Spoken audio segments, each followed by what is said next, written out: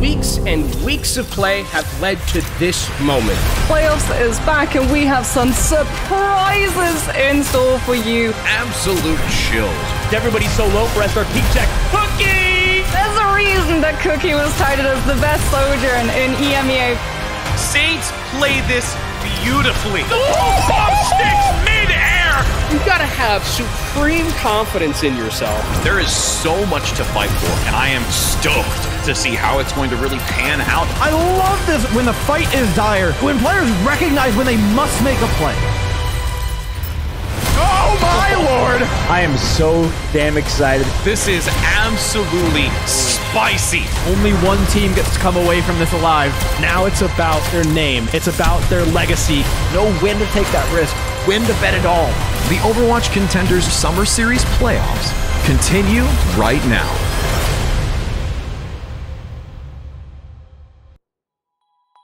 Hey y'all, and welcome back. I know you've got your fill of matches for today. 2 Hive mappers back to back. The reverse sweep Herix on the last one, but we got dessert for you. One more to go here in EU, and Herix, it's a banger.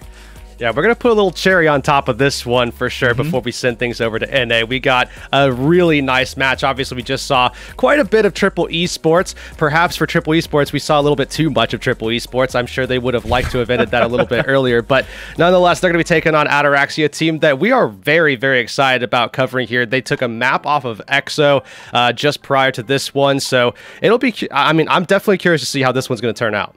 I mean, it was one of the teams we were most curious to talk about in general coming into this patch with the changes that were there. I mean, Helv has been playing the Orisa since day one, regardless of the patch coming through. So should the maps lay right, I think this is a team that can have a huge impact here. And yeah, we saw them take one map off the back of EXO, but I think there's more damage to be done. Yeah, definitely. I think, you know, especially now where it kind of needs to be done, right? Now we're actually talking about games happening in the lower bracket. Now it's, you know, win or you're gone. Obviously, neither of these teams really want to be either of the ones that go out this early or go out as one of the first teams to go out, especially on broadcast. So now the pressure is definitely turned up a little bit, but let's go ahead and talk more about Ataraxia because, like you were mentioning already, Helv, across the board, has kind of already been playing some of the stuff that we've been looking at in terms of, you know, our preparation coming into the week and everything that we saw last week. In fact, this whole team realistically has been playing versions of what was the meta a week ago in scrims. I mean, you even look at like Pastor, and he was playing the Torb already. That was already stuff that they were playing, and now we get into, you know, a big patch change, and it feels like Ataraxia should be a team that looks to be at home. They should be the ones with the fundamentals to kind of build off of. But that being said, it's been about 3 weeks. So the teams have had some time to adapt and learn this conversation or composition, to understand the meta a little bit better and get used to what they're playing. So I think maybe some catch-up is being played to Ataraxia, but like you said, they've definitely got that head start. Helv with those, oh dear God, help us, late map Orisa swaps. That just worked somehow time and time again. If you could do that consistently, it's going to be a very comfy lower bracket for you. Over on the other side, though, is a team that is anything but comfy. Triple Esports down and out after getting reverse swept by, oh yeah, they were talking a little bit of trash earlier, and now they've been smacked right on down. They've had, you know, 10-15 minutes to recover from the damage that's been done here, but it feels like sometimes it takes a sleep to get away from it. Yeah, the funny thing is here is the fact that both of these teams got here in the same manner, right? They both took an L to get here, but it's the manner in which Triple Esports took their L. It doesn't feel the same. I mean, when you're a player in this kind of environment, it definitely hurts to get reverse swept like that. So they have to definitely pick themselves up as fast as possible to be able to turn around and be able to get something done here. Team Peps earlier did take down Raspberry Racers, as we mentioned on broadcast earlier. So they're moving on, and now it's just down to these two last teams for the day here, Triple Esports, Ataraxia, and you can see the nature in which both of them got here. As we already mentioned, Triple Esports, yeah, you just saw it on broadcast, got reverse swept. Ataraxia, on the other hand, they've been lying in wait. So there's a positive and a negative to this here, Door, that we always talk about, which is the fact that, okay, you could have gone cold a little bit, you know, not as warmed up, but you also surely spent some time watching the last game as well, I would have to imagine, if you're Ataraxia. So there's, you know, positives and negatives. Well, actually, I think it's a huge note that they got to see the last game, because Triple Esports is another team with a huge question mark over their heads. Yes, they have that traditional stuff, but always have Turkey up in their back pocket, and the question is, how much is that going to play an impact into this game? And we saw just how much of Turkey they can kind of expect to see in that last series. In fact, they even got the kind of litmus test of watching Oh Yeah play the Orisa into them, so they know what they're walking into with this matchup and how Triple Esports are likely to respond. So I actually think, as much as we talk about normally, yeah, it's an advantage getting to watch the other team play into somebody before you get to go up against them. Oh Yeah, and what they were offering seemed to be a pretty good parallel for once to another team in Ataraxia and what they want to bring to the table. Yeah, so we're going to keep expanding on this a little bit, but I kind of want to get a little bit of a base touched here, because we do need to talk about the map as well. So, of course, map number 1 is going to be selected coming in. It's going to be Lijiang Tower that we're going to be going to here to open things up. And this is a map that obviously does kind of sit in Triple Esports' mind. Yeah. there's a little bit of a recency bias here, I would have to imagine, for this squad in particular. But yeah, this is going to be one that I think Ataraxia, we know what is to come for them. Yeah, I mean, Ataraxia, they want to play as much of this Orisa as they can early on. The map does open up a bit, though. Like we always talk about Lijiang Tower, it's got a pretty wide breadth of options that you can bring to the table depending on which submap you end up getting. So map order does always matter, but we want to know what you guys think, because we think you matter. Let us know who you think is going to take this series away, Triple Esports or Ataraxia, putting 1 and 2 respectively in the chat. See how accurate you guys can be throughout the rest of this bracket. Of course, remember, it doesn't take too much to be able to recall back this far. Triple Esports did just get annihilated on this map, so I'm sure Ataraxia did, you know, watch a little bit of that, try to download, figure it out exactly how that went the way of Oh Yeah and what they could do to kind of reprise that a little bit. But either way, Ataraxia, I think one thing that's going to definitely help them, of course, as we've already kind of talked about a little bit, Helve, bringing out things like the Orisa. We know how good that can be into compositions that do employ the Pharah, as it's just not taking as much inherent chip damage. It's something that the resources don't have to be directed as consistently towards the tank, and that means more resources for players like Lauren, more resources for players like Ken. And Ken, honestly, is traditionally not someone who requires a lot, but when given that opportunity, man, can do a lot. I feel like Ken is just like the dream fill for these teams that just need a solid hit scan player that can bring anything across the board, any amount of resources. It's a very reliable, supportive DPS role, but also has the potential to carry should you need him. It's just flexibility incarnate from a hit scan player that has really started to make his mark over the past couple of seasons. Excited to see a little bit more from him, especially because, yeah, just been the Swiss Army knife for so many teams, and now coming in, can actually just lock in on the hit scan roll a little bit more, and on the Ashe, looking to find that opening pick to get things started. Ataraxia going to be accepting a little bit of pressure here, but should be no problem for Health to get back up. Very different compositions offered up by either side, though. We could talk about what is effectively becoming the meta here with what Ataraxia is running. We expect to see more and more of that, especially as we go over to NA. Triple Esports offering us something very different. More traditional ball composition, something that wants to come from multiple angles and try and take down the backline, but Don has had absolutely no access. Helve has completely denied it. Both Helve out of the way. Maybe things open up here for Sharp and Turkey. Yeah, I think one thing that could definitely pose a threat here for Ataraxia, and I see the swap actually coming in for Helve, is of course that Echo. So this is obviously vastly different than what the Pharah is going to do, where you're going to see a lot of that chip damage coming in. Turkey instead can actually just lay into Helve, take him out of the equation. Ataraxia still, though, finding these opening picks. That's huge for Lauren. Really break out, right? Yeah. That's beyond massive. Triple now forced to res early on, just going to be a little out of position, down a cooldown to stay with the Echo. Does manage to just get away, but it's at the cost of Don. One falls yet again for Triple Esports, and Ataraxia have waltzed onto this point. Yeah, I mean, they've held it down, too. I mean, they are in complete control here. Ataraxia just waiting out onto this EMP. I mean, obviously, Sharp is trying to generate one themselves, but I think for Triple Esports, it really is just going to come down to Turkey in a lot of ways. Obviously, we know that EMP is to come. We know that Don has to come in and try to, create some opportunity, but really, I think a lot of this comp relies on Turkey, so they have to be making sure that they open up as much of that as they can, and there you go. I mean, Turkey delivers, at least initially. Gala doing a good job on the Illari, peeling away for Natlox, but what are we going to do with this Captive Sun? Not too much, I'm afraid. Turkey's able to pick away another member of the backline, and Natlox slowly falling apart, or Ataraxia to this Flyer that really wasn't doing too much in the first fight, but has shown up big time now. Yeah, that is, I mean, so good, too, that they were able to do that without actually exposing themselves by pulling out the duplicate. They're going to get closer to that EMP. Obviously, Ataraxia going to be able to bring in one of their own here, and I think for Ataraxia, it's all about tempo. They got to get into this fight as fast as possible before Triple Esports can set up. They're going to have the EMP to counter with. It's really just about timing here, speed for Ataraxia. Yeah, I got to give a lot of credit to Sharp, though. Did catch up in the EMP charge, which is, I mean, massive in this fight.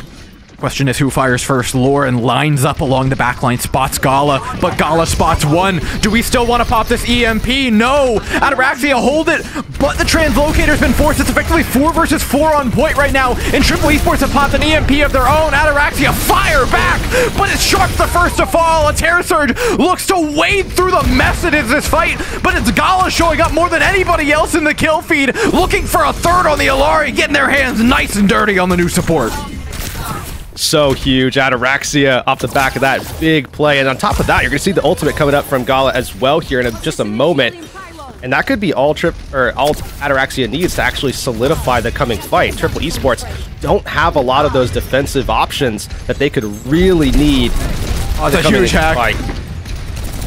Denies the flight to keep up with the Pharah, separates the Mercy away from her wanted target. Now Gala can work around this side lane, chuck a Captive Sun in. Turkey's immediately down to Ken. All the focus on shutting down those Flyers that you were talking about being so vital to Triple's composition. Well, they're gone now. Triple now working with scraps to try and get back on this point, but it seems nigh on impossible. Yeah, ain't no way Triple Esports is getting back into this one.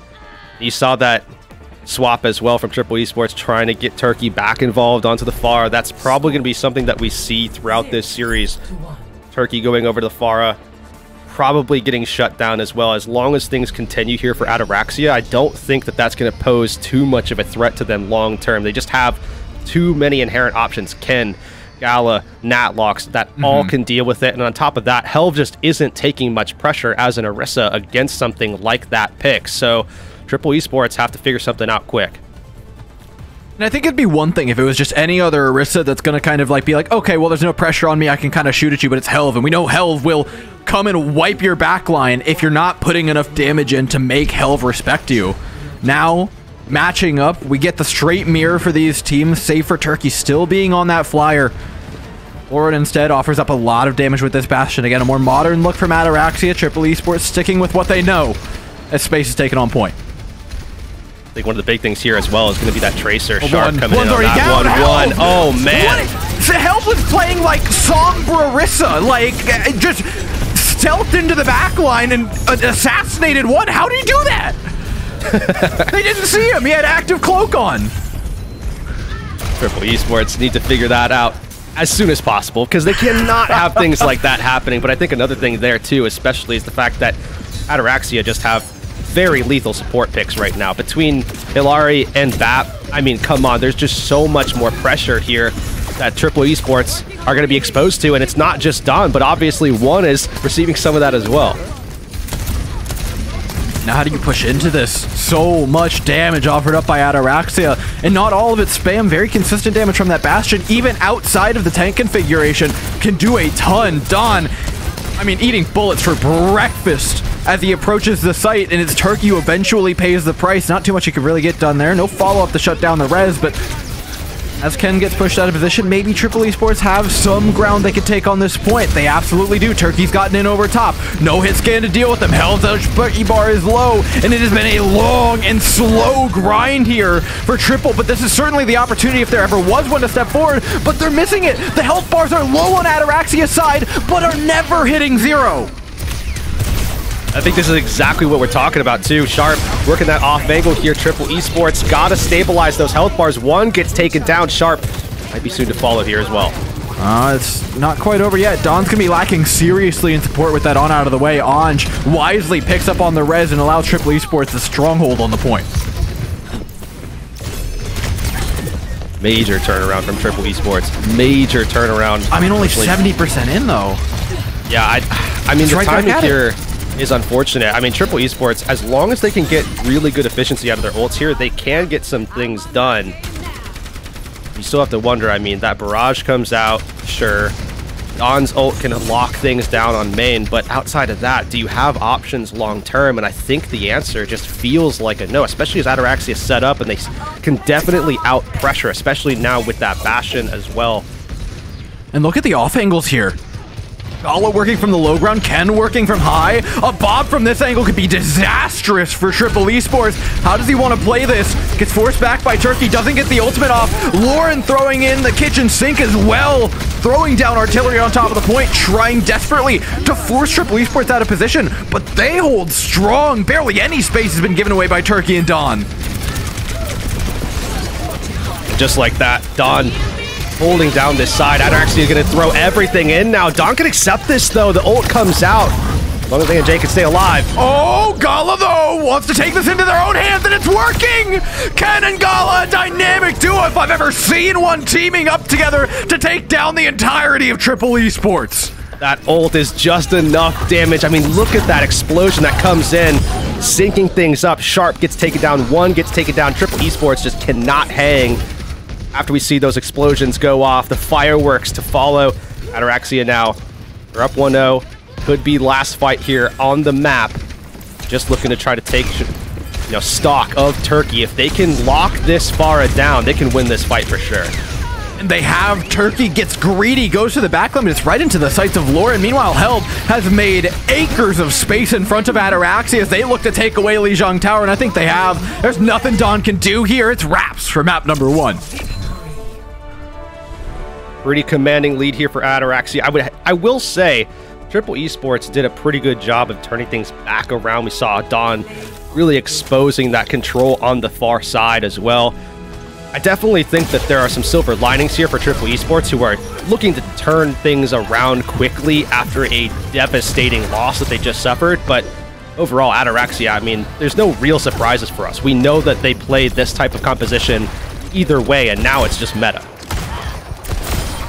I gotta say, if you look at these compositions in general, and I know we talk about the Mercy as being something to go with the Pharah.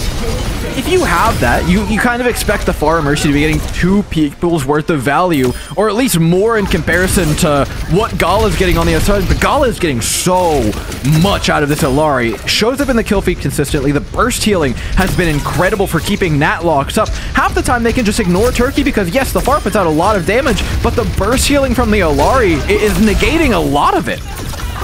Not only the burst healing, but also the damage pressure. I mean, between Natlocks and Gala. Exactly. Between Natlocks and Gala, they're amounting for about the same damage output that Turkey is doing. And that's 2 support players that are evening out to almost the highest damage player in the lobby. I mean, coming up very close to it. I mean, they're at, what, 7-7 versus Turkey's 8-8. I mean, it's pretty close in terms of pressure. And a lot of that obviously comes from Gala, who did about 5.6k damage. Now, just to kind of put context behind that, that's, I mean, right about middle of the pack in the lobby in terms of damage dealt. And that is, again, coming from someone who's also doing a lot of healing and is also having that opportunity to create that burst pressure when you see that ultimate come out and they're getting those, basically solo kills.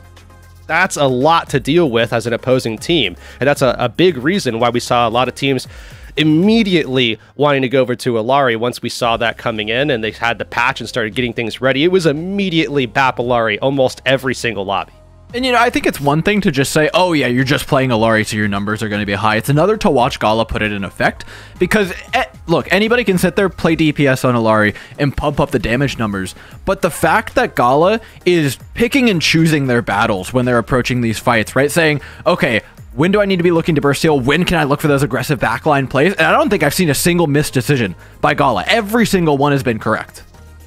Yeah, and I think the mobility helps out a lot with Gala as well, because you're seeing Gala kind of take some aggressive plays as well, especially with ult up, but realistically, just being able to kind of pressure off those sides, and then if attacked, if pressed, especially by things like Tracer, to be able to ward Sharp off basically solo and keep Natlocks away from being, under fire as well. There's just so much that this character can do, despite not having, some of the same level utility as something like an Ana that obviously has a ton. Yeah, it's not exactly util, but the damage offers up more than enough. Kind of, I mean, in between what the Kiriko is doing, like you said, a lot of those off-angle plays that Galo's bringing to the table are really devastating and can be scary, especially when the ultimate's up. But we also have to look at the rest of the team. I mean, they're still geared up to take down a Pharah. It'd be one thing if it's Turkey playing Pharah into double hit scan, which, every team just locks in double hit scan when the Pharah starts coming in. They start trying to deal with it. And sometimes they can, sometimes they can't. But this is not double. This is triple hit scan being offered up into it. No, quadruple. The Baptiste is there too. Like, what? How do you approach? In what world is Turkey ever safe? I think we've got to go back to the Echo, especially as we're heading into Numbani. On top of that, I mean, you talk about, okay, what kind of angle are you really even going to take if you're, even going into a map like this? Like you said, it's Numbani for map number 2, open skybox, a lot of opportunity, typically. But this is atypical, right? Because now when you're talking about bringing in something like the Pharah, obviously you want to deal with some of those, squishier threats, but those are all, like I said, threats to you now. So it's difficult to kind of get in there. There's a lot of instantaneous answers. So the other alternative then is to go for that chip damage style. Well, what are you chipping? You're not going to be chipping very much at an Orisa. I mean, it's just going to completely negate all of your pressure. So what do you try to do here? It becomes a very tough question to answer. Yeah, I don't think all the questions are even out there yet, right? Tanks can also change. Monkey is still a very, very good pick on this map, regardless of the Orisa buff. So, it's all really up in the air. Imo's the one coming in, though, here for Triple Esports. So I think that actually does serve a little bit to answer one of those questions. I'm expecting a tank swap, and the D.Va seems most likely of those. Yeah, obviously D.Va very strong in this map. I think Mo, a very good player as well. Could play things like D.Va, could play actually a couple of other things as well. I mean, for a team like Triple Esports, obviously you would expect that even things like Winston probably going to go not the way of Mo, but, so many different picks actually that Triple Esports can pull out because of Mo. Just so much versatility there. So while we do expect the D.Va, could be a number of things that we can see them pivot into, although that's probably where they're going to start here, especially because this is their map choice.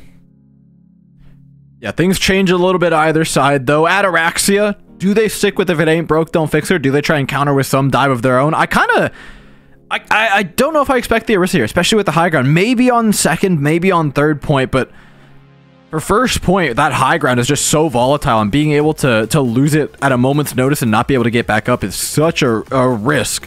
If anybody could take it, it'd be Helv, though.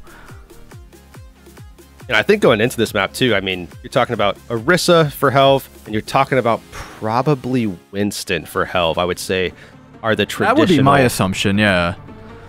Those are the traditional picks I think that this team would be going for here, and I think D.Va does a very good job into all of it. Although, this look here, Ataraxia, we did see them play actually quite a bit of the Ramatra, so that could be another option for Ataraxia that I think that they're going to probably actually have to lean on rather than want to lean on here. I don't think it's so bad, though. If you can establish Lauren and Ken and Gala on a high ground, they can get a lot done. Triple Esports only have so much to properly dive them. The D.Va doesn't quite have the same offensive tools that a Winston does, per se, in being able to counterattack that high ground. There's a little bit more peel there for the likes of Turkey and such that they're trying to worry about after what happened in the last map. But if Ataraxia kind of change their focus a little bit here and focus instead on the backline of Triple, maybe they can turn the tables a little bit. You're seeing Ken going over to that Echo here, Lauren back over to the Sombra, and this is something that worked out well for them in the opening map, so why not go back to it again? The concern here is whether or not Helv can stay alive, so probably not as much aggression from the tank.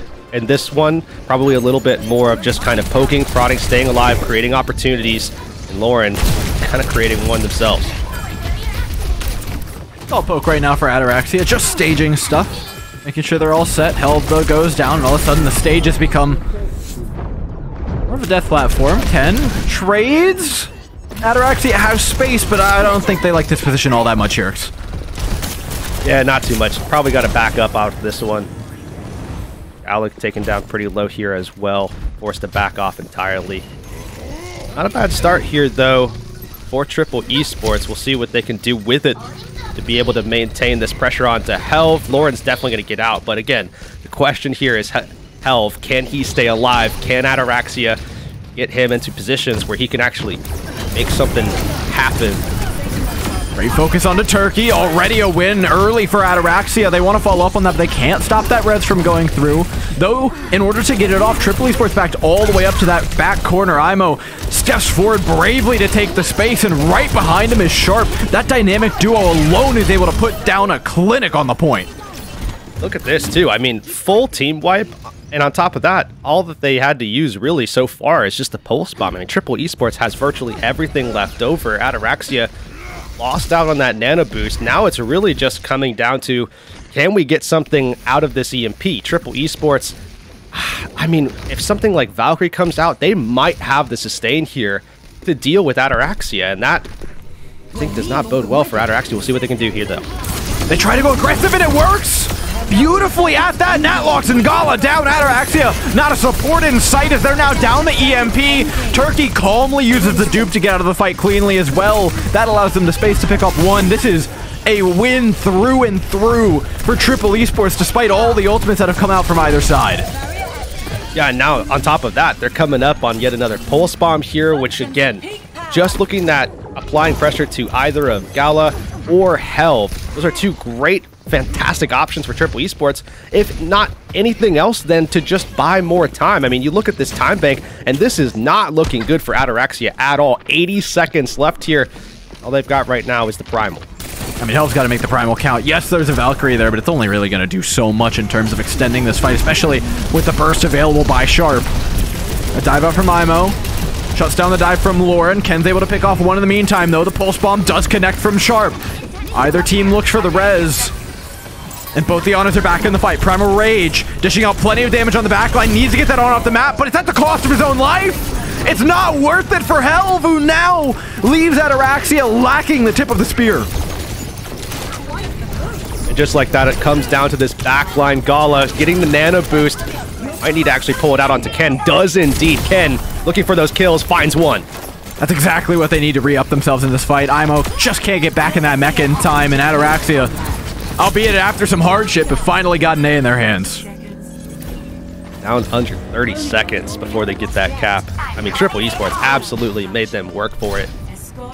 Now we're probably going to have to put Ataraxia in their place a little bit again here, try to see if they can make them work for this next one. There's still a decent amount of time on the clock here after capping point A. We see it go to 3 minutes. Now it's at 2:38 and going down, but Ataraxia are coming up on that EMP, and this is a much better position for this ultimate. Ataraxia can get way more value here against Triple Esports with this EMP than they did in point A, so look to see if they're able to get into a good position to make use. And the only thing that's denied on point A was a really clever counter dive by Turkey, right? This time, we'll see if Turkey can do the same, but as we speak, it's not really the case. They already forced out a self-destruct from Imo. There's not much left after this EMP comes out. Hacked and forced onto the high ground. Triple Esports want to avoid jumping down into shark-infested waters where that EMP is waiting. Lauren holding it close to their chest as Turkey again looks for that counter-aggression into the EMP. Translocator forced out. Triple Esports can feel a little safe for a moment, but as bomb comes down over top, nobody's found. Everybody takes safety in this small side room, still waiting for that ultimate trump card to be used. Lauren, being so patient with this usage, finally pops it, but only gets Imo. That D-Mech better be worth it.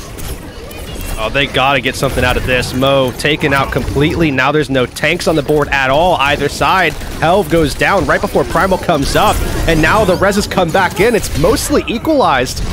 I mean, it's just right back in the mech for Imo. Ataraxia have not found a win off the back of this EMP, and now Ataraxia extended even further of Primal Rage, but I'm not sure they really have this one here. The spawns are just coming up too fast from Triple Esports, and Ataraxia can't find the foothold that they're looking for despite multiple dives here from Helv. He's just losing that footsies battle against Theana. Is forced back out, has made a lot of space on the cart, but Triple Esports are going to come back even harder with a bomb. Sharp and a Turkey duplicate here to finish this one off. It's lights out and only one person's dead.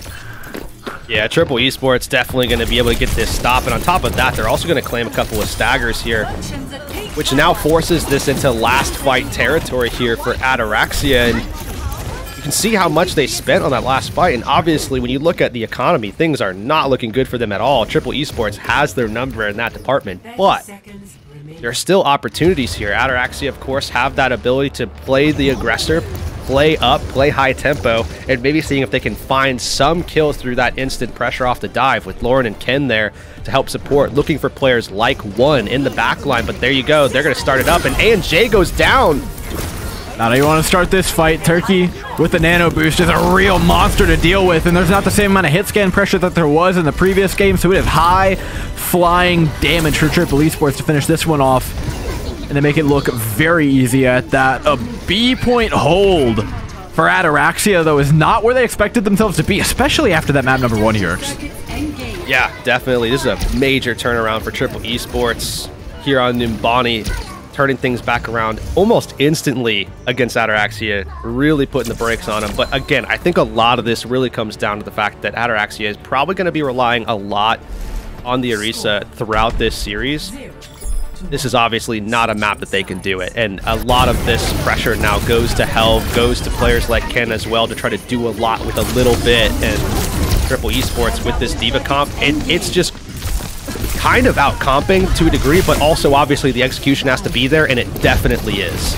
I mean, this has got to be the ideal map for counterpicking the Orisa team, right? Like, you get to bring Mo in, you force them off the Orisa for the most part. Kind of a dream come true for Triple Esports. A wise map pick, and so far it's working out very well. I want to know what adaptations that actually have for the defense, though. Whether or not we still get that Winston, right? If there ever was going to be a forcing of that Orisa, it would be on this side.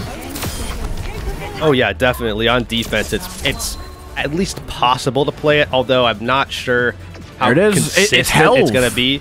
Right. That's the X factor. Like, I think most other teams, even the ones that are running Orisa, don't do it, but it's Helv. So it's like, okay, we're losing. We need a B.5 hold. Like, break out the Helv Orisa. It doesn't matter what patch you're on. It's just because it's Helv is why we're doing it. On top of that, I think potentially more importantly is what this enables as well, right? I mean, now you're not forced to kind of play into providing support, providing utility for the Winston, so the Winston can just play the game. Now you open up a lot of, potential for Gala to go over to Ilari, Natlox. Now you've got Ken back on the Ashe as well. So we've got that triple kind of quadruple hit scan setup that really caused problems for Triple Esports already earlier.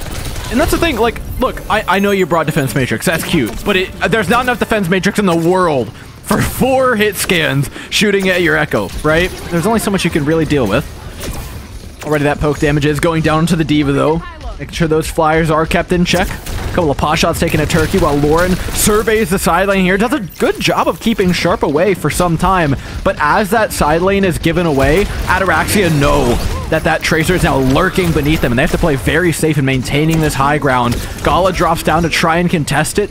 Let's manage to get the Tracer a little bit further away from the rest of the back line now, warding some safety their direction, but they are only a moment's notice from Gala just getting completely dove on here as Triple Esports are encroaching on this site slowly but surely. Only a matter of time, though, before these ultimates come up. There it goes. Turkey, the first to come online with the nano boost on him, and now actually forced to completely pop more. Almost went off the side. Almost does. Ken still gets the better of Sharp in the midst of all of that. Anj is most certainly going to get this res off, but Helv goes down in the meantime, and that's the real linchpin here for Ataraxia. They don't have the tank to group around anymore, and so they're going to be saying goodbye to A. Kind of curious now if they're going to actually full extend back in. Gala's getting back involved, and they've got EMP coming back up. Captive Sun gets a little bit of something done in taking down Turkey, but it's not going to buy you the 8-point back. You can't capture it the other direction, Gala. I know who's going to tell him, Urix. Guess you can after the game. It's probably the best case scenario. But Ataraxia looking to hold this corner. Now I think all really comes down to this corner and then maybe 2 corners back. That's really all Ataraxia have left to defend here in terms of good positioning to play from with this composition. This definitely helps them out. No Tracer that they have to contend with. Now they can sit forward and actually hold this front corner. Much better spot. And I just love what Gala's getting done on this hero. It offers up so much as well when you pair it with the Ashe, kind of having that ability to each headshot a target, or, you know, a body shot from one, headshot from another, and they're down to 1, and the Sombra can finish them off. Everything kind of hits that 200 HP breakpoint so nicely with this composition. Oh yeah. Oh yeah. Triple Esports now. Gonna have to find that answer pretty soon, especially with the high ground control that Helv was holding on to for a little bit there, but there is an opening pick. Oh, it's traded right back. One will get rezzed almost for sure here, though. Lauren wants to deny it.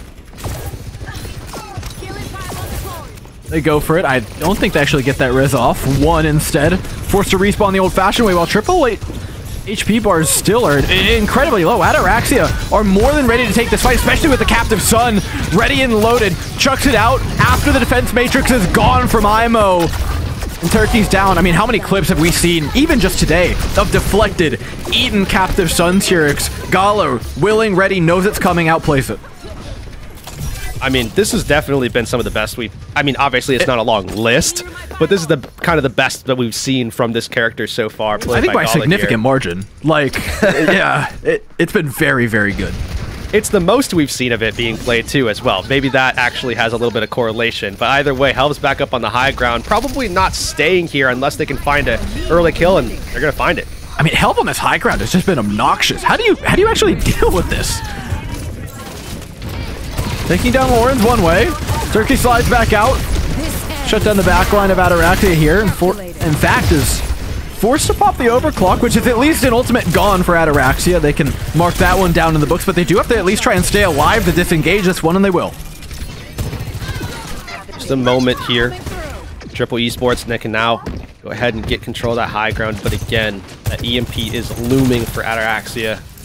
Another from them. Captain Sun is all as well coming up, and that would be something that would not be something I would normally talk about here in this situation, but Gala has just been so good about it, and yet again a 5v4 advantage here for Ataraxia before we even get into that conversation. Yeah, Lauren's a threat. Mo just can't possibly peel all of it off, right? Like, it's just, you're trying to look 20 different ways with this defense matrix, and it is so difficult to task, really. You can't put it into perspective. Healing pylon to secure themselves in this room. Lauren looming over top, just getting in position so that when that dive comes from Triple Esports, and it will eventually come, they can immediately counter it. Remember, the onus is on the team in green. They have to step forward, and Lauren is just lying in wait here. 100% ready to pop it. Does so. Turkey misses the slide away. Tried to go through the door, but instead ended up outside the building. Anj still managed to get a res off, just with a little bit of slick mercy movement. But Ataraxia have found their target and now look to jump on the lowered health bars of Triple Esports, but they won't be low for long. Great hack! Oh my goodness! Look at this combo that Ataraxia set up. Turkey shuts it down in the back line, but the Captive Sun is more than enough. The planning from Gala and Lauren, though. Gala pops the Captive Sun. Lauren comes through with the hack onto the Diva to make sure it goes off safely. This is definitively the best Illari we've seen so far. And it's not just the Illari, it's the entire team playing around it, Hirix. Yeah, definitely. The combination between Gala and Lauren coming together, I mean, that is not a combo you often see as a DPS and a support comboing like that, outside of things like Tracer Zen, but this is something different. Ataraxia have definitely found a way to expose just how good this combo can be. Now have maybe one more fight here. All comes down to this. If Triple Esports wins it, guess what? They're taking the map. Other way, Ataraxia goes up 2-0. I hate to put too much weight on one person, but Turkey's got an overclock. And a dream here from the high ground. Ataraxia scatter like cockroaches, but they're not able to escape the light. Turkey hunts them down one by one. Helve gone. Who is to contest the cart? Not a person stands in the way of Triple Esports. Lauren can try. Bob may assist and maybe do a little bit more than that. Mo's low. They demech the Diva. Ataraxia are back in this. Gala's fought him back in. Helve slams in victoriously. And how the hell have they pulled this off? Ataraxia 2-0 on the set right now. I mean, they lost their tank to open the fight and still won it. I mean, the Bob came in. Great play as well from Lauren to just sit up there, wait for the exact last moment, then contest. Bob comes in and they turn the fight just long enough for Helve to come back as well. But I mean, this support line was everything in that fight. I mean, through and through, especially Gala, who was able to stay alive, I think through the whole thing even, and just lay out that damage. 9,500 damage dealt by a support here. The numbers are absolutely insane. Every Captive Sun hit as well. We've all seen the clips on Twitter of how big that hitbox is, like how easy it is to eat it or get it eaten. And the fact that Gala has not missed a single one yet, despite playing into the Orisa, into the Diva, has had no problems getting it off. And look at that, the hack as well onto Mo.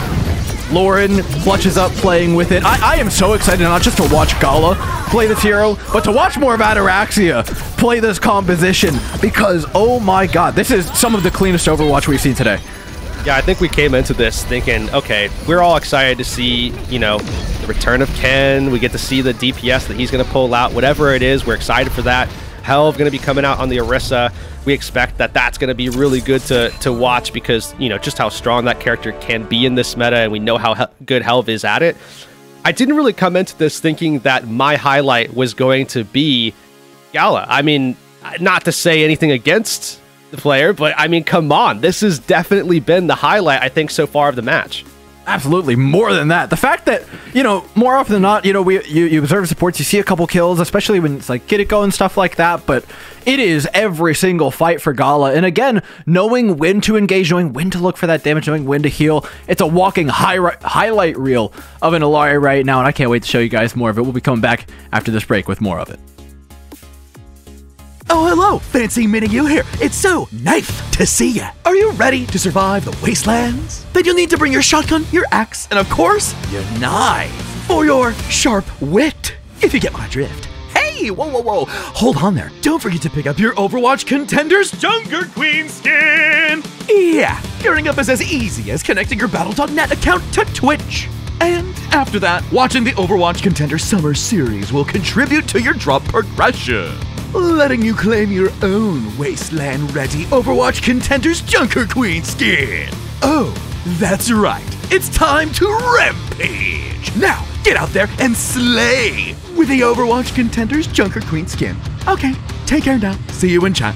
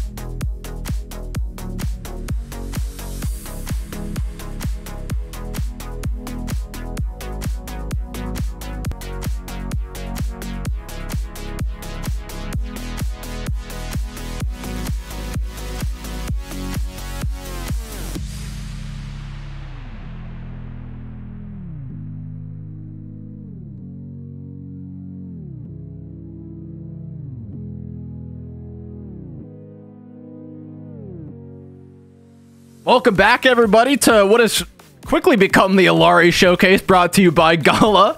I'm excited to watch a little more of this match, but there may only be a little bit more of this match to watch here, because we're up 2-0 right now for the team in red. Yeah, after what was two incredible barn burners, and one of them was a reverse sweep, I mean, it feels odd that we're in this position where we could be ending, I mean, just as abruptly as we came in, especially for a team that looked so good, so poised to be able to move forward in the bracket, you know, just about an hour, 2 hours ago. And now we're seeing them on match point here in the lower bracket. I mean, it feels weird to say, especially for a team as good as Triple Esports. I mean, look, the competition's stiff all around, but getting knocked out in the matter of having done so as quickly as they have, right? Being up to initially and then just like you blink and all of a sudden you're out of the entire thing. That's a scary proposition for Triple Esports. And again, this is a team that was, you know, talking trash at the beginning of the day. You know, they deservedly so. They put up a good performance to start things out, but it seems like it's been a little bit of a downward spiral. And now they brought out basically the best map counter pick that they probably have in the entire pool in Numbani, and it wasn't quite enough to get them across the finish line. You wonder what more can they do? Yeah, I think that's the biggest question on my mind, on their mind. Here's the thing. They haven't, I'm going to peel the curtain back a little bit for everybody. They haven't even selected their map yet. I mean, I think a lot of this is probably due to the concerns of where can we go? Because obviously Numbani was probably, like you said, best case scenario in terms of trying to omit the Orisa. But really, there aren't a lot of options for that left here now. You know, there's really just a couple of options where you can maybe make some use out of the high ground.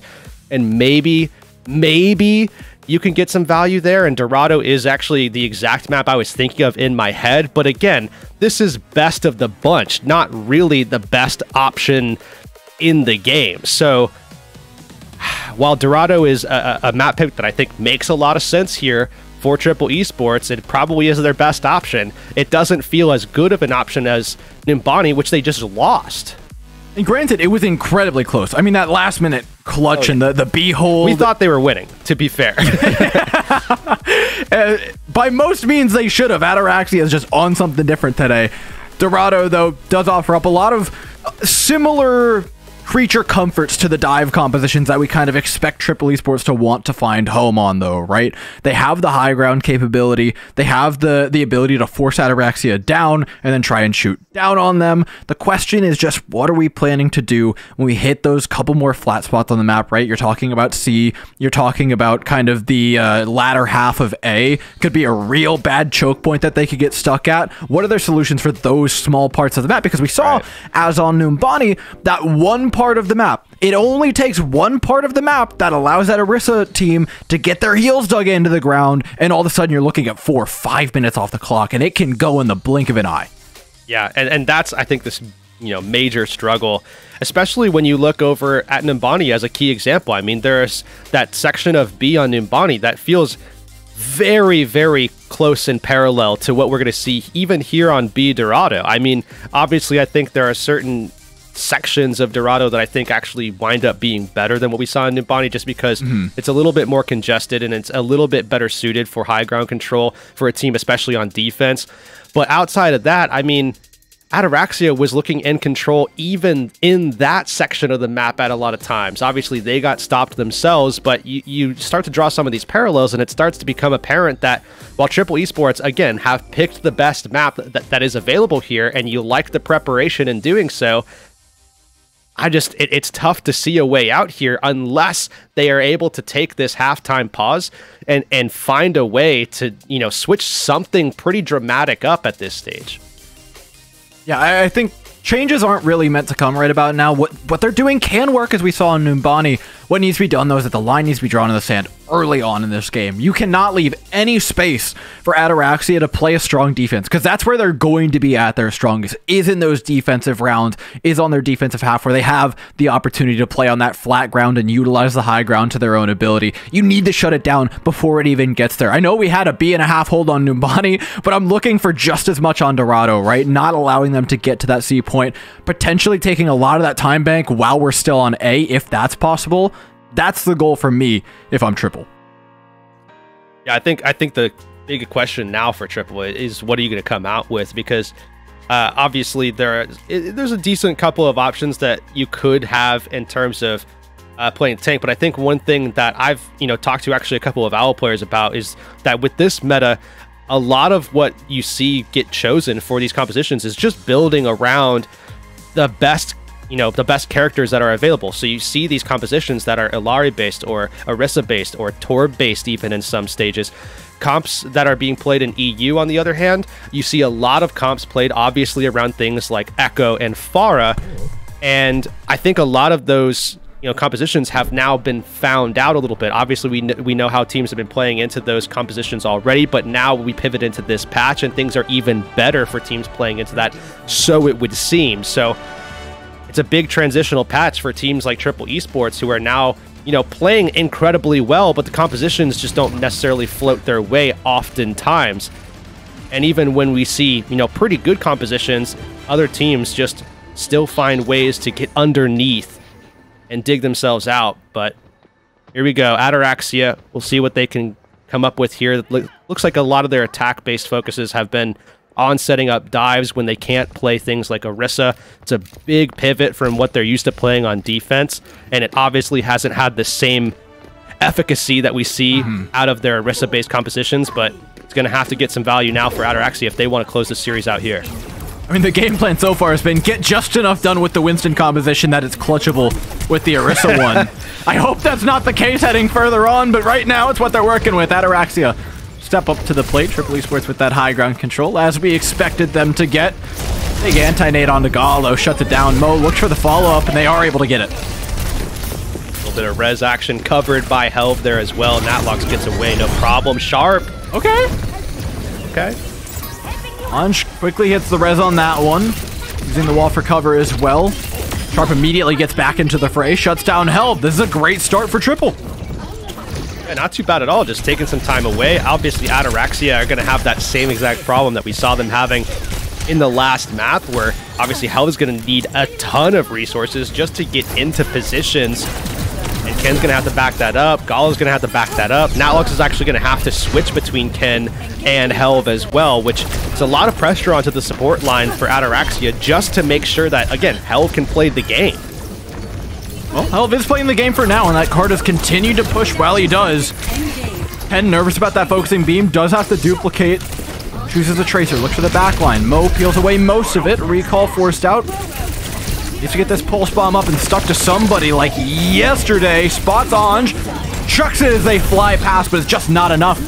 Ataraxia, I don't know if they've gotten much of anything in this map. Helv's trying to fight their way back through, but Turkey shuts it down with the duplicate. Again, Triple Esports have been in the driver's seat despite having given up a decent bit of distance. Yeah, a lot of distance covered here by Ataraxia, but really, like you said, not a lot of kills happening for them. They've got 2 final blows total, so 2 of those deaths, it's just been the Tracer. I mean, I think both of them actually have gotten rezzed as well by NJ. So Sharp goes down twice, gets rezzed back up immediately. Obviously not a lot of value gained here for fight win percentage for Ataraxia, but I think something is certainly blossoming in their corner here a little bit. EMP coming online. We're going to have that juggle between Gala and Helv as well.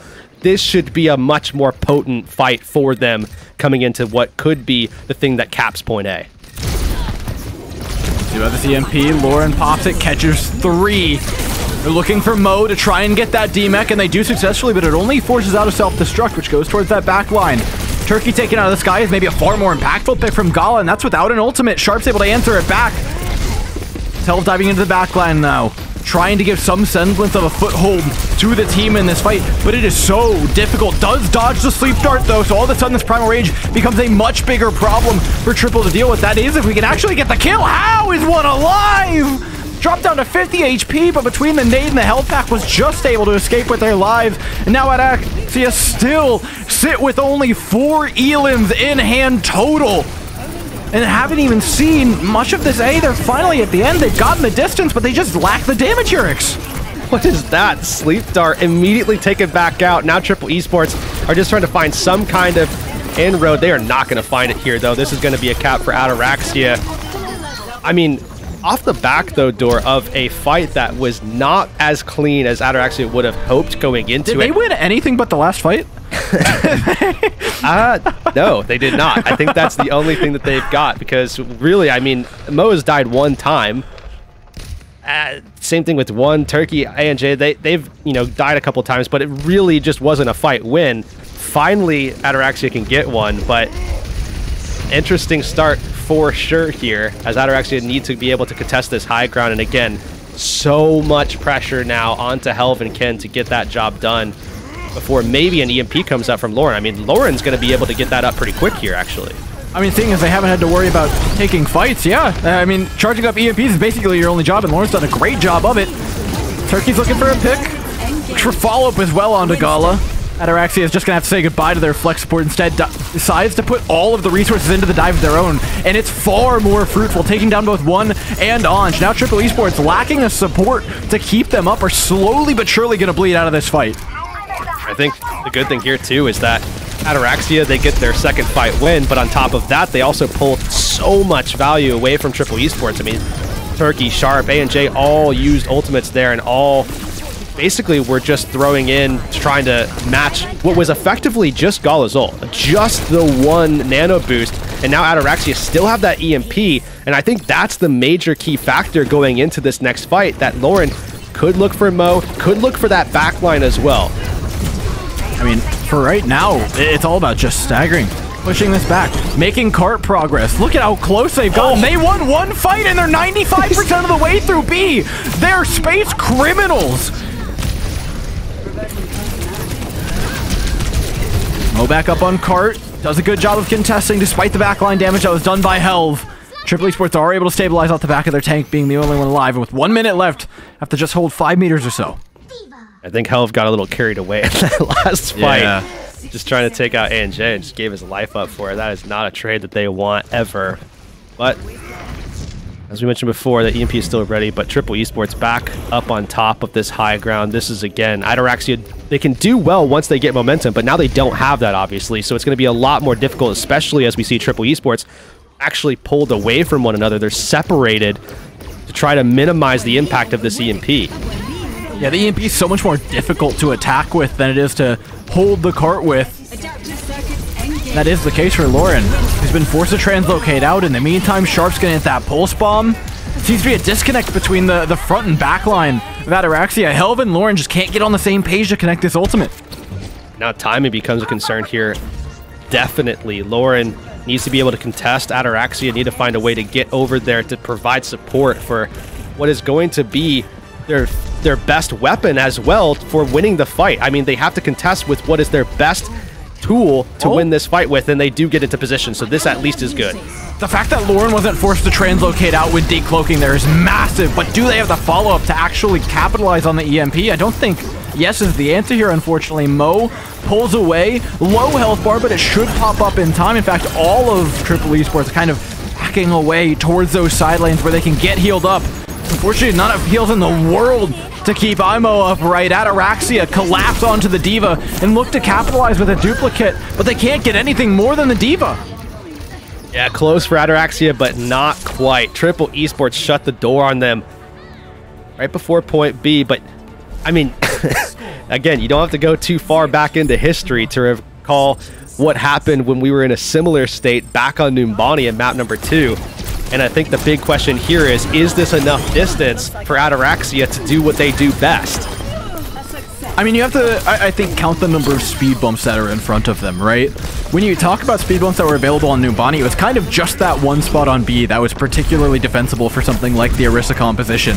When you look at this, I think there's at least 2 solid defensive points for the Orisa, right? End of point A, and then early point B, if not kind of that last little point of B where you can play a lot of cart contest with the long-lasting health bar of Orisa nowadays. So a few more gaps to jump, but it's doable. You know, I was talking before this map started that we needed to stop things at the very least on B. That way we don't get that C anchor point for Ataraxia to kind of really set themselves in on the defensive side, and they've done at least that. I think the bigger thing here, actually, instead of that, is the fact that Gala is just finally protected. There's much more ancillary support coming in with this composition, on top of just being on a character that can protect itself a little bit better innately through pressure and having these other characters around that can help as well. I mean, Gala had 7 deaths on their attack, was obviously the primary target for Triple Esports on their very aggressive dive setup. I mean, Sharp and Turkey were going for Gala consistently. Now you have a very natural answer to that problem and a little bit more consistency in the backline that can be a major help. So regardless of the fight positions and all that kind of stuff, I think just by nature of this composition, this should bode well, or at least better for Ataraxia here. Well, shots being thrown out. Ange drops low, but so far, so good for Triple Esports. Not getting picked off is kind of the main goal of this initial approach. They make the rotation here now to defend underneath the bridge and do so wisely, but health bar is dropping low, and maybe they didn't make the rotation early enough. It's a risky jump for Gala, but they do get into the fray, taking down Imo in the meantime. Get the stop. I think Gala's probably going to die here for sure because of this. Absolutely. Helv needs to make sure that they get the trade, and exactly what they get. Helv. Well, that's careful still, though. Yeah, that could have been devastating. But Ataraxia, they hold on. That's 1 minute off the clock. That's one fight done and dusted. They're going to need a fair few more than that, though. I mean, they're not letting up the pressure on Helv. Helv's health bar has not gone up over 50, 75% until finally Gala gets back and picks it up, but the card has pushed past the bridge, so that choke point has been broken by Triple Esports. Now it's just about using the multiple angles that they're working from to really collapse on that backline of Ataraxia. They've got to duplicate and almost a pulse bomb to do it, as well as an nano boost. That's almost certainly the go button. One pops it onto Turkey, who jumps into the backline with Sharp, takes down Ken. Next in sight is Natlox, immediately down as well. Triple Esports are bowling over what was meant to be a really strong hold point here for Ataraxia. Yeah, I think just getting in over the top of Ataraxia just makes it impossible for them to defend against, and I think another big reason why is because of Sharp. Sharp, I mean, I'm not going to say the words. We know what happens in these situations. We talk about it, and then it goes away, so we're not going to say the words. It's a good start. It's a good start. That is a phenomenal score sheet is what we're going to say right now. The stats are looking phenomenal. And on this Tracer, I think the big question now is, can he actually get around and behind into Gala's face? With this character swap, it's tough, and it's even tougher now as well that Turkey's down. Oh, Gala said step up! Gala said step up! Oh my god, backs off 3 players! That was Tracer and Echo and a Mercy and said, go home! Don't show your face around here anymore! And that's exactly what I'm talking about too. I mean, just by nature of the compositional swap, just by nature of Gala being on this pick as opposed to the Ana. And now speaking of Anas, that one goes down. Triple Esports are playing 4v5 again. It's brutality from Ataraxia, but again, it's only one fight. A lot of time to take off this bank yet, and after losing Gala to the pulse bomb from Sharp, it may not be as easy to hold this forward position. Yeah, now with players down here as well. I don't know if I love the Bob. I feel like we really wanted that for later. The ability of the Bob to hold the high ground, yeah, it is really, really huge. And now they're lacking that tool. Well, they do see the swap here coming in, so Soldier is actually going to be the pick that we see them going for. Sharp yet again finding value. And we talk about, again, the fact that Gala is going to be on this pick. It's just going to naturally become a predator against the Tracer, who is normally the one seeking that prey in the backline, but Sharp is still finding that value, still a nuisance for Ataraxia and that backline. As good as we know Gala can be, it's still a problem that they have to figure out answers for. But EMP coming into this next fight, Lauren not yet into position, but getting there.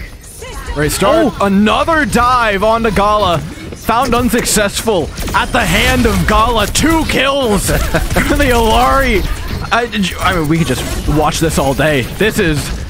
you know, the devs will need footage for the showcase when they release the new heroes. I think we need to start putting Gala on the list of players available for that.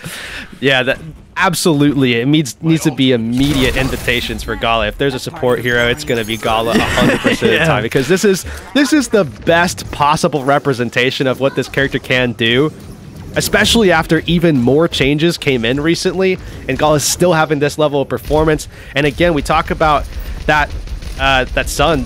It's just going to be there again. Captive Sun up for Gala, and I want to talk about the EMP, but I almost don't care.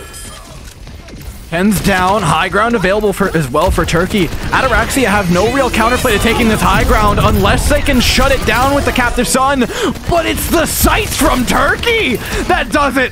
Gala had not included that in the calculations, I'll tell you what. Triple Esports storm forwards towards the end of the map they feel is rightfully theirs, not to be shut down again like last map, though there will be a touch here by Gala on the Kiriko. Lauren as well blinks in valiantly, but it's not going to be enough. Miracles happened on Numbani, but lightning will not strike twice on this match. Triple Esports back in the mix. And remember, they were the team that got reverse swept last series. Now, let's see if they can pull one off themselves. They're going to need to if they want to stay alive in this tournament. And again, a lot of that is going to come down to this player here, Turkey, who came in clutch. Coming into this fight, it was all Sharp. The entire fight, or the entire map, felt like all Sharp. But this time around, Turkey got involved, and in a big way, a couple of solo kills. Just taking up that high ground, becoming the Soldier 76 that I'm sure Ken wished that he was in that final fight instead. But we move on to a map number 4 here, where obviously we know already kind of the dynamic at play, right? But the big thing is that this is going to be the first/second time that Ataraxia get full control, and we know what that means. We know what to expect, we know what to anticipate compositionally, and Triple Esports, I wouldn't say have found a direct answer. They've won on a map that they probably should win on, right? No, it only gets more uphill from here for Triple Esports, but I think the one fortunate thing is, at least mentally, it's out of your hands. You play the maps you're given, you know what you're going to have to go into, find a solution and get it done, because right now you've got the players to do the job, right? If anybody can take down that backline, you're looking at Turkey and Sharp. They're a really strong dive duo. They've got the capability mechanically to outplay this team. It's just a matter of pulling it off and really clutching up when you need to, because Triple Esports need to right now. Reminder, this is the lower bracket. It is now or never for this team that got reverse swept by Oh Yeah, and is now getting tossed around a bit by Ataraxia. Yeah, I think one of the surprising things as well, beyond all of that, is the fact that one of the things that has actually done quite well for Triple Esports into the composition that we see Ataraxia running with, you know, the Orisa, with the Alari, with the BAP, that double, I guess you could say, flex backline, if you want to call it that. I don't know what we're classifying Alari as right now, because those definitions don't really mean anything anymore, but that's a rant for another time. Nonetheless, we do see that Tracer actually just incredibly effective for Sharp. That is not something I would have anticipated coming in, knowing what Ataraxia was going to play, seeing them pull that composition out, and still Sharp is not only playing Tracer, but having a profound effect on it, at least on that last map. Obviously a little bit less so in other situations, but that last map there on Dorado, Sharp was making it work. Well, I think that advantage is largely positional, right? Yeah, right. Sharp was getting kills here and there, but most of it was abusing the fact that, look, this comp's not the most mobile. Yes, Alari has some of that mobility, has some of that burst to force away the Tracer and get away to some degree and get across maybe gaps, get to high grounds, but it's not that much. And so Sharp was utilizing a lot of that movement advantage to kind of skirt around the map pre-fights and then end up in the backline before the fight even started. And then when those dives came in from Mo and Turkey, they were all of a sudden that much more lethal. And yes, they got forced off every once in a while on the Tracer by the Alari and the damage threat that she has, but more often than not, positionally, it was more than enough to really just pressure out the fight and create an uncomfortable position for Ataraxia to try and fight their way out of. And we're going to move on to a map number 4. Esports is going to be coming in for the push map. And, I mean, again, we know exactly what to anticipate for Ataraxia coming into this one. We know why they pick it. It's a great map for what they're looking to employ here, which is, of course, going to likely be the Orisa. Outside of that, though, for Triple Esports, we need to find answers, and quickly. You're not going to be able to abuse those high grounds. You're not going to be able to abuse those flanking positions with Sharp holding out on the Tracer. There's going to need to be a more direct approach here if they're going to be able to turn this series, or rather continue turning the series back around. Remember, this is match point, so there is no room left for error at all here for Triple Esports. Yeah, I think there's a bright side in these map picks, though, in that I think the second and third map picks are just a little bit more potent than third and fourth, and I think that's, I mean, largely inarguable. Especially with these two teams, right? Yeah, largely inarguable with these two teams, but it's just smaller map pools for second and third, and then Control is generally neutral, even with a map pick. So, Esperanza, while optimal for this risk composition, isn't as deadly as, say, like Numbani or Dorado is meant to be for Ataraxia. Yeah, you look at the map choices here that are left for Control as well, and I guess there's maybe one pick that could bode well still for Ataraxia. You're never going NQS, right? Yeah, I mean, when you talk about push, I mean, there's this map that I think, you know, obviously Ataraxia is going to go with. Maybe you could say Coliseo could be an option. but it's probably not going to be in QS. But I think the concern now is if you can even get past this map, because obviously that's going to be a gigantic hurdle for Triple Esports, because again, I think this map does actually do well for what we see from Ataraxia. But if you can get to a map number 5, the Ataraxia is going to have map pick, and there's still an option or two where there's at least 2 rounds that should look good for Ataraxia. I mean, you look at Busan as a prime example. There's 2 sub maps that actually are pretty decent for them there, and they could pick that. They could go Nepal. I maybe wouldn't go Ilios, but Antarctic Peninsula has 2 maps that could, or 2 sub maps that could be pretty good as well. So there's a lot of lethality here that is left on the table. Triple Esports going to have to contend with. But look, we've seen crazy things happen in these tournaments before. Triple Esports winning a match is not one of them, or wouldn't be one of them if they can do it. On the rollout here, something a little different offered up by Helve, but there we go, right back to the Orisa Triple Esports. Are we changing anything? Because again, their composition was kind of dialed for dive maps, and this certainly can be a dive map in the best of circumstances. Playing Pharah here, I think, is the major exclamation point over my head. I mean, yeah, same. That is the big one, because I would feel like you would get a little bit more potency out of the Echo, like we've seen from them throughout this series a little bit. Pharah is a different approach entirely. They're looking to go ahead and, I think, maintain some of that range a little bit and just provide that chip pressure. But again, that's a lot less lethality than what you would be getting from the Echo. I mean, Turkey's basically just playing peekaboo, right? Like, it's whack-a-mole for Ataraxia and peekaboo for Triple Esports, and that's not the best you can put it. Gala's getting maybe a bit more aggressive than just playing whack-a-mole, is looking to assassinate Anj. Doesn't land the headshot, but certainly does force a lot of damage down onto the Mercy. That which Ataraxia are really happy to capitalize on. Look at the space that's being gained by Helve off the back of all that backline pressure. It's supposed to be Ataraxia being dove, but it's Triple Esports that are getting dove. Yeah, Triple Esports just can't expose their flank, so they're caught not being able to move. I mean, they're basically a mobile comp that's forced immobile because they can't let go of these flank angles that Ataraxia keep working their way out to. Now Triple Esports are trying to play without a mech, and those are going to be taken down for sure. This could be a lot of space. Fortunately, they take down Gala to at least get something to force Ataraxia back at some point. The progress is real, and the distance is tangible.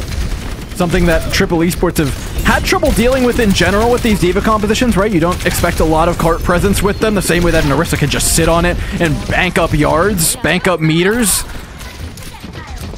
But Ataraxia haven't gotten too much out of this, and they will back away to catch up with Gala here for a moment, who's nearly up to that captive sun. Same goes for Natlock, who has an application matrix to try and force Turkey back. They do it. They're met with a barrage, shut down, I believe, by a hack from Lauren. More damage onto the Pharah to focus them out. It's an even trade to start things out, but Ataraxia now will come full force at Triple Esports. Oh, Pulse Bomb out. That's going to be a whiff as well. Triple Esports pulling out as many stops as they can, but just not getting the same value that they need. Oh my god, again, it's Dive Orisa!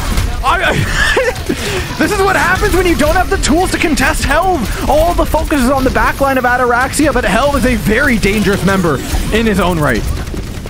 Just like that, Sharp's going to get taken down as well. And I think one thing that's actually working out very well for Ataraxia is just, obviously they're in control, so they are afforded this opportunity, but the willingness to allow Triple Esports to kind of make that first move and then accept that pressure and return it, make all of their money off of the pivot.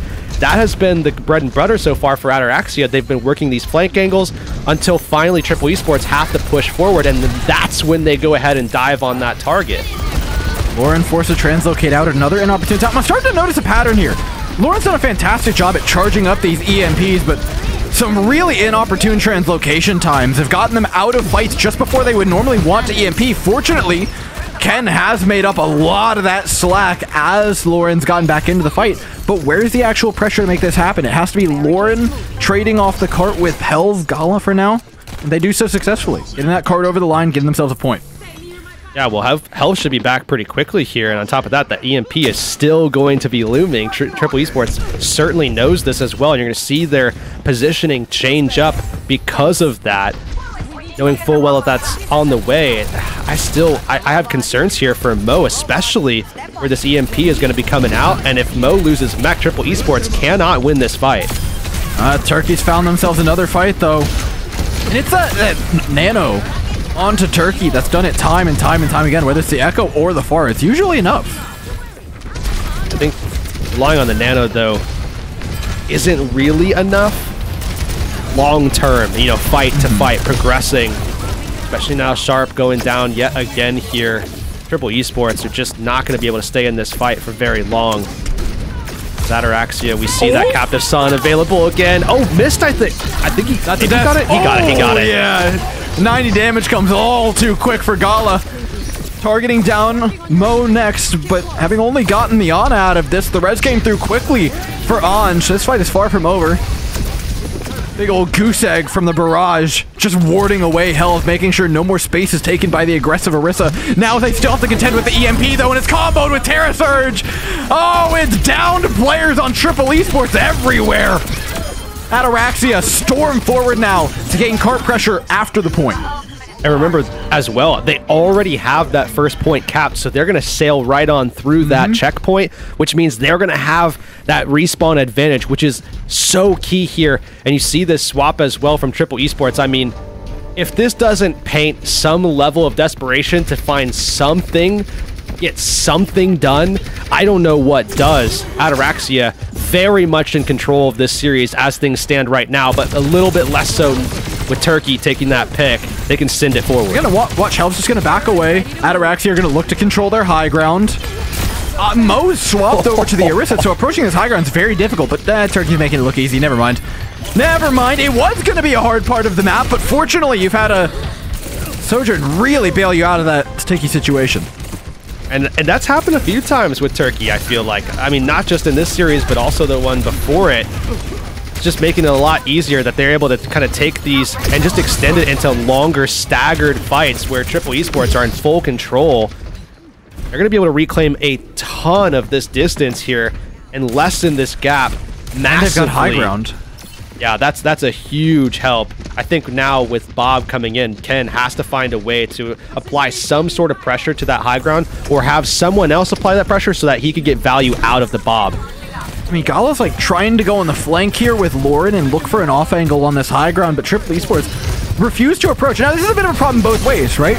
Because as much as the high ground's tricky for Ataraxia to play into, they don't have to. I mean, Triple Esports has to make progress, right? Ataraxia are going to play very patiently in this situation. They trade Captive Sun for Overclock. That's a great trade when the opposing team has high ground, right? Now you don't have to play into high ground Overclock. Again, Ataraxia just back away. They'll throw a Bob to stagger this one out longer. They don't have to properly engage this fight. Helv is certainly taking space because they're gaining an advantage damage-wise, but they don't need to fully commit. Now they've got this back to neutral ground, though, and it's an even fight either way. Ataraxia now can comfortably take the approach here.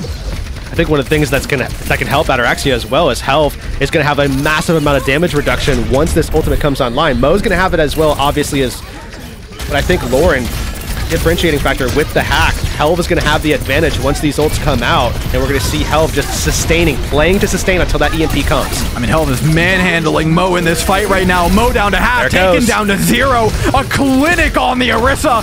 Anj is able to hit the res somehow in the middle of what is a war-torn battlefield, but the EMP is the last hurrah from Ataraxia. This will certainly spell the deaths of Triple Esports. And think about how good this fight winds up being now for Ataraxia because of how long that wound up taking. It's a dream. And on top of that, economy, you come out, you're basically neutral on top of everything. So you get a great reset here. Now you come down to 2 minutes, and guess what that means? There's really only about 2 fights left based off of the pacing that we've seen so far with these fights and in this map in general. And on top of that, I believe, I'm not sure if they got the, I think they did. I think they actually did before that contest came. I think they got the spawn advantage. So on top of everything, you also have that. And now, again, you're fighting into the high ground. It's so difficult, but Sharp again delivers in the most critical of moments here for Triple Esports. It's not enough, though. It's not enough to get the job done. One is pinned down in this position. Lauren's got him in timeout, and it's more than enough. They kept the supports away from Mo, warded them off with the threat of the Sombra, and now Hell can storm forward, maintain that space. Ataraxia will slowly get forced back, but with the help of Bob, they reinstate themselves on the battlefield. Oh, still a ton of pressure into that back line as well. Forces A&J back, and that is huge because Ataraxia could then send it forward, Help taking a ton of damage, but Natlox is more than enough healing alone, which allows Gala to take a flank angle, take up this high ground, and it's now just a matter of time before we see that EMP, before we see Health get that ult up as well. It's the same combination that bailed Ataraxia out earlier. Look at how willing Ataraxia are to just give up the space. They know what they have. They know where their advantage lies. Lauren's holding it in their back pocket. Gala's holding it in his right hand. And Helm is storming forward to capitalize on both of them. One fight left, and Triple Esports are going to be trying to contest with EMP right above their heads. You can see Ataraxia, they're actually opting to go ahead and make this push. They're trying to see if they can actually get that thing around the corner and set up. It's just back to high ground. It's like they don't need the push progress. They'll take it, but Helm's going to stop right here. That bot to that position still matters massively, though, because if they lose this fight, things go to reset, and they still have a great spot to get, value out of their respawn advantage. So Ataraxia have played this perfectly, and not only that, but they might even buy themselves more time to get the EMP, to get the Captive Sun.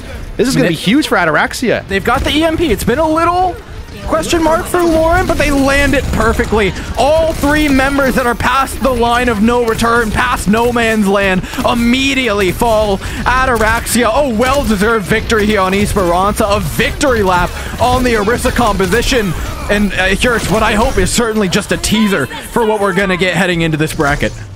Yeah, I mean, not just from Ataraxia, but from all the teams that have put in that work in the last week especially, but even just the last 3 weeks since we last saw them in the group stage. This is what we were looking forward to, a whole new hero to play with, and Gala put on an absolute clinic. If you're questioning, okay, you know, this character, I can start playing in ranked now, and I don't know exactly what I want to do and trying to get as much value, just watch Gala do exactly that, and you'll be fine. You'll be climbing in no time, promise you. Gala's 3 for 3 on play of the games, by the way, on their map wins. So if you're looking to farm those in sport, there you go. No, I mean, this is a pleasure to watch. And again, I mean, normally you say, maybe I'm just like still stuck like Overwatch 1 brain. But you know, you hear Orisa Sombra composition and you're like, oh boy. But no, it's really such a high-paced composition from every single angle. All the players are looking for edges in every nook and cranny of the fight. Yeah, and I think that's what I love about it so much too, because it's not just about, you know, one DPS trying to make some big play. Everybody is getting involved. Lauren has to apply pressure, otherwise Helv can't really play. Helv has to make sure that he's holding space so that Ken and Gala can take those off angles. Natlox has to be able to be there to support not only Helv, but also the rest of that core when Ataraxia is pushing as a collective, or at least a 3x1x1. There's so many different things at play here that have to go well for Ataraxia, but when it all does seem to go according to plan, man, does it look good. I just can't wait to watch more. It's been a good run for Ataraxia. I want to ask them, though, about it. It's the first team that has run it kind of in a committed manner. I think it's only fair that we talk to Natlox about what it's like to work in one of those backlines.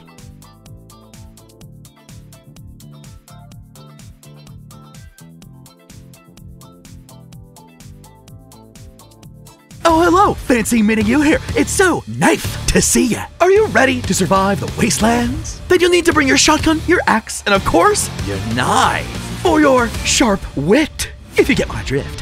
Hey, whoa. Hold on there. Don't forget to pick up your Overwatch Contenders Junker Queen skin. Yeah, gearing up is as easy as connecting your Battle.net account to Twitch. And after that, watching the Overwatch Contenders Summer Series will contribute to your drop progression, letting you claim your own wasteland-ready Overwatch Contenders Junker Queen skin. Oh, that's right. It's time to rampage. Now, get out there and slay with the Overwatch Contenders Junker Queen skin. Okay, take care now. See you in chat.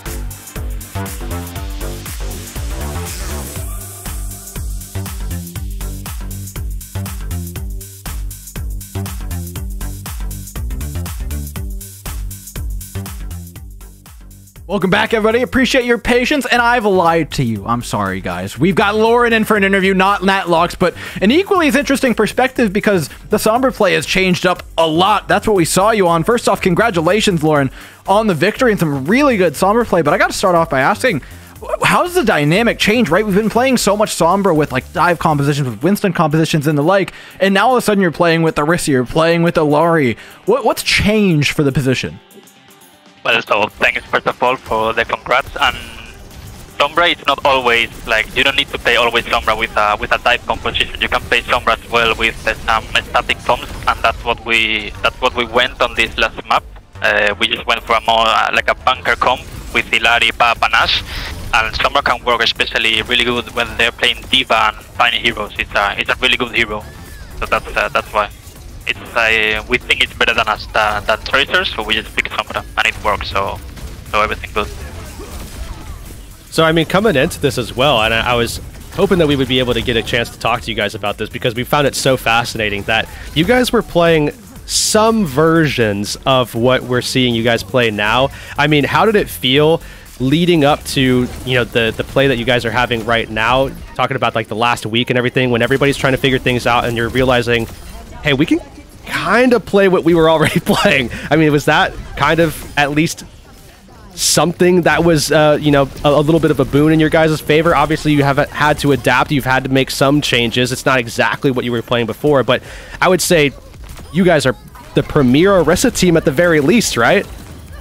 I mean, yeah, we didn't know really much what we were gonna play until like literally 3 days or like 4 days, because so many changes. I mean, meta is changed, and at least here in Europe we barely see Winston anymore because a lot of bunker comps with Bastion and stuff like that, so we didn't really went for Winston comps. I mean, we did in some maps, but especially Orisa right now is way stronger, so we adapted basically on Gala on Ilari and help on Orisa, and the rest was kinda the same.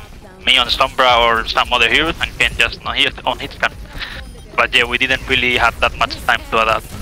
Well, I mean, it seems like you've had forever to adapt. It looks like you've been playing this composition for years together, because we saw combinations like what we're watching on our screens right now, where we saw the Captasun, the Ilari ultimate used by Gala, and then you came in specifically to hack the D.Va so that he could get it off cleanly. Is that stuff that you guys have been practicing, or is that in the moment stuff?